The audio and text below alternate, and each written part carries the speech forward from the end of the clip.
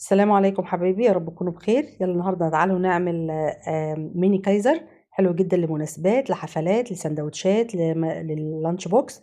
ان شاء الله يعجبكم، هش جدا وسهل وان شاء الله بسيط. طريقه تبقى سهله معاكم. عندي كيلو ونص دقيق. هقول لك المقادير كلها، اكتبها لك تحت الفيديو. كيلو ونص دقيق، على كل نص كيلو معلقتين سكر، معلقه خميره وبيضه، و30 جرام زبده، ذره ملح ومعلقه خل. و... وانا حطيت كوبايه حليب مع الميه والسوائل، يعني على حسب ما الدقيق بياخد. انا حطيت هنا كده مع كوبايه لبن وكوبايه ميه، هقلب فيهم المكونات اللي هحطها: السكر والخميره والخل والبيض، وهنزل بالدقيق. وزي ما هياخد مني وانا بعجن هحط سوائل، كل ما يحتاج هحط ميه. عايز تحطي كله لبن حطي، عايز تحطي كله ميه حطي، المتاح عندك اشتغلي بيه. تقدري تكنسلي البيض وتحطي بيكنج باودر، بس البيض بيديله هشة حلوة جدا وبيخليه طري كده وهش. انا بس بقلب الملح مع الدقيق، وانا نخله الدقيق. لازم الدقيق يكون منخول، بيساعد قوي على هشاشة العجينة. هنزل بقى كده بالدقيق كله، وهقلبه في الحاجات اللي انا حاططها: البيض والسكر والخميرة واللبن والخل، وهعجن. وبعد كده هزود مية شوية بشوية لحد ما العجينة تبقى معايا كويسة.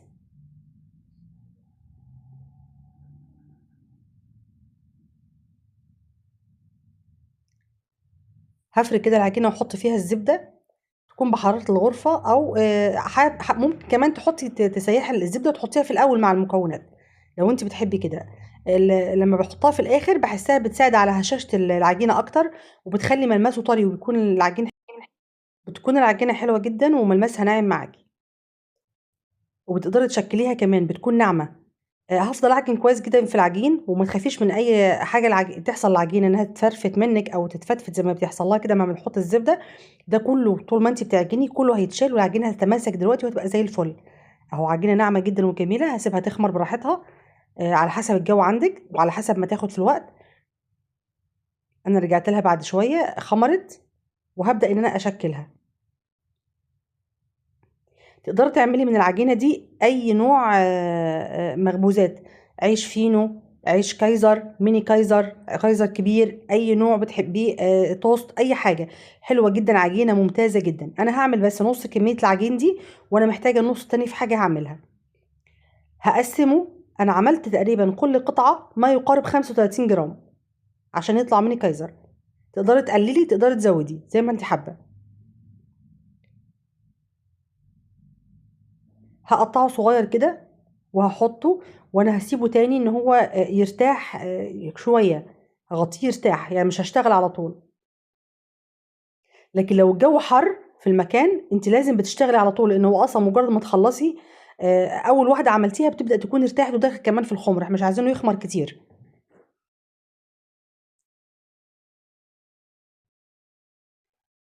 شوفي، انا هعمل لك هنا طريقتين. انا دهنت بس كده البورد اللي بشتغل عليها بنقطة زيت صغيرة. اول طريقة ان هفرد كده العجينة كورة زي ما انت شفتيها كده، فردة صغننة كده مدورة، وهلفها تاني على بعضها كده. وبعد كده هافضل الف بيها بايه، بكفة ايدي من جوه كده. دي بتساعد جدا ان هي تكون كويسة ولمة على بعضها وماسكة، فبتديكي كورة متماسكة وشكل حلو وهي خارجة من الفرن، شكل مدور كأنك شارياه بالظبط. بفردها كده اهو، كده على بعضها، وبلمها كويس وبشيل اي زوائد فيها كده بالراحه. ايوه، بفضل الف بيها كده في كفه ايدي من جوه، بتديني الشكل المدور الجميل ده، وكمان بتبقى العجينه حلوه ومتماسكه.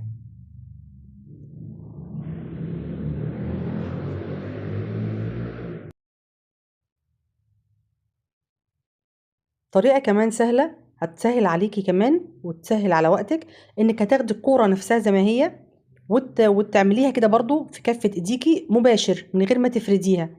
ودي طريقة أسهل، وأنا برضو حبيت أجربها، وهي سهلة مش محتاجة إنك تفردي خالص، وطلع برضو هش وكويس جدا. بتغنيكي إنك تقعدي تفضلي تفردي في كل كورة كده وتضيعي وقت أو تتعبي أو إيدك توجعك أو كده.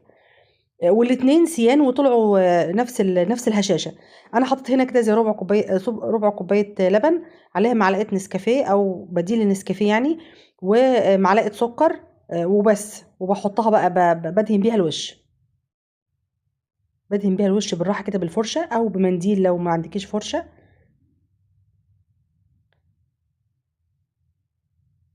عشان ياخد بس اللون أو شكل العيش الجاهز بيبقى شكله حلو أوي، بيساعد على الشكل حلو أوي. وعلى فكرة كمان بينكّه العجينة على فكرة، بيخلّي العجينة نكهتها حلوة وهي طالعة، بتبقى ريحتها حلوة أوي، ريحة المخبوزات وهي بتتخبز.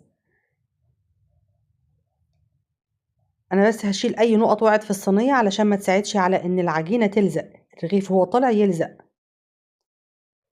هاحط بقى على الوش سمسم أو حبة البركة، المتاح عندِك حطي، ومش متاح عندِك حاجة خالص عادي، مش لازم تحطي حاجة لو مش متاح. لو متاح سمسم أو حبة البركة هيبقى طبعًا حاجة جميلة يعني.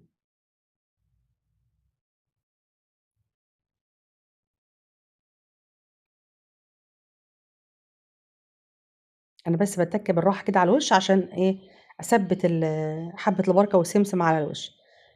أنا دخّلته الفرن على طول، كنت مسخّنة الفرن، دخّلته على درجة 200 وسِبته لحد ما أخد لون واتأكدت إن هو استوى وطلع. لمّا بيطلع ولا باحط زبدة ولا بارُش مَيّة ولا باعمل حاجة أبدًا، أنا باغطّيه، باسيبه يرتاح كمان متغطّي كده زي 10 دقايق، وبعد كده باشيله بيطلع بسهولة جدًا من الصينية. يا رب يكون الفيديو عجبكم، ولو عجبكم لايك وشير للفيديو